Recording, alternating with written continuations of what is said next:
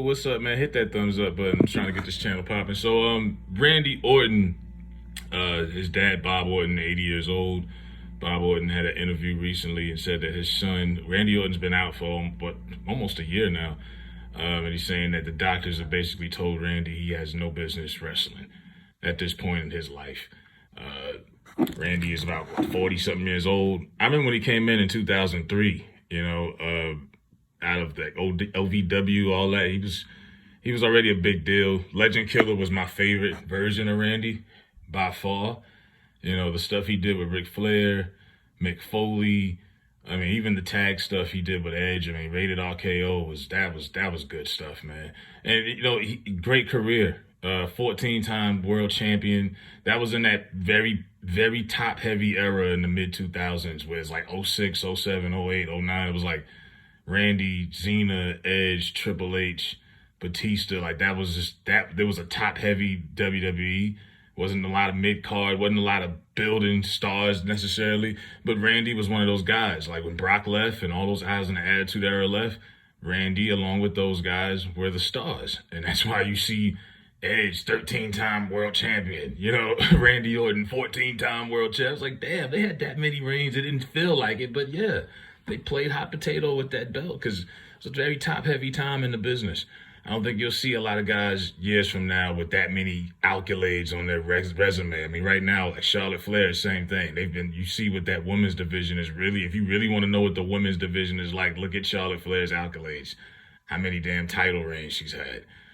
That just shows you the dominance and the lack of star building.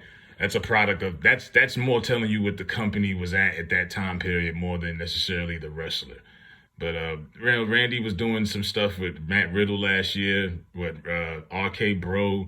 I'm not the big Matt Riddle guy, but it was something for Randy to do. Like I said, I think Randy should retire because there's really nothing for him to do. I mean, there's some guys you could say, well, he could work with LA Knight, or he could work with this guy, that guy's Theory. Of course.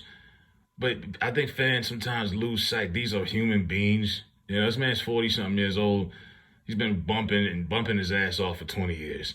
These guys are not comic book characters. Somebody can't just put on spray paint and a mask and play Randy Orton. This is not the Hulk or Captain America. You know what I'm saying? Like, these guys, last thing you want to see is somebody get hurt for real in the ring and they're paralyzed and they can't work again. Now, miracles have happened. I remember when Edge, I was at WrestleMania 27. Edge's what was supposed to be his last match with Alberto Del Rio for the world title. He came out the next night and retired. Everybody was crying. It was a big deal. Just to come back like 8 years later. So sometimes, you never know.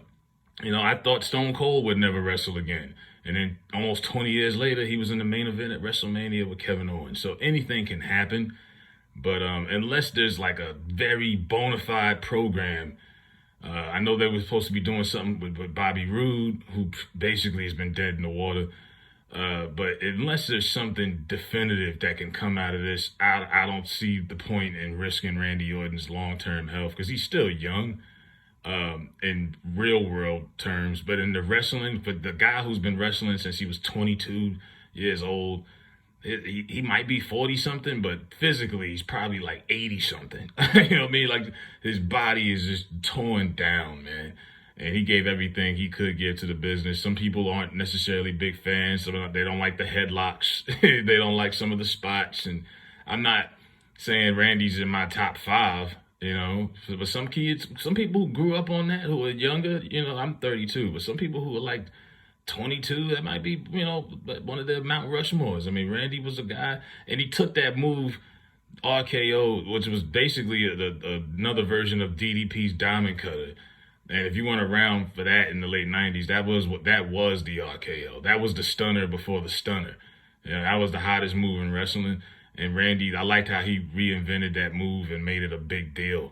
A real big deal. I mean, innovative with it. I mean, I remember the spot at WrestleMania a few years ago, Seth going off the top, Randy coming and catching him midair. I mean, we've seen so many variations of that move. He really got himself over with that move because Randy wasn't going to talk you into buying tickets. He wasn't great on the mic. He was okay. He wasn't going to, he had to get creative. And he was able to do that and stay relevant all these years. So, shout out to Randy Orton, man. Hopefully, he makes what's the choice that's best for him. And let me know what y'all think. If Randy Orton should retire, in the comments, hit the like button, man.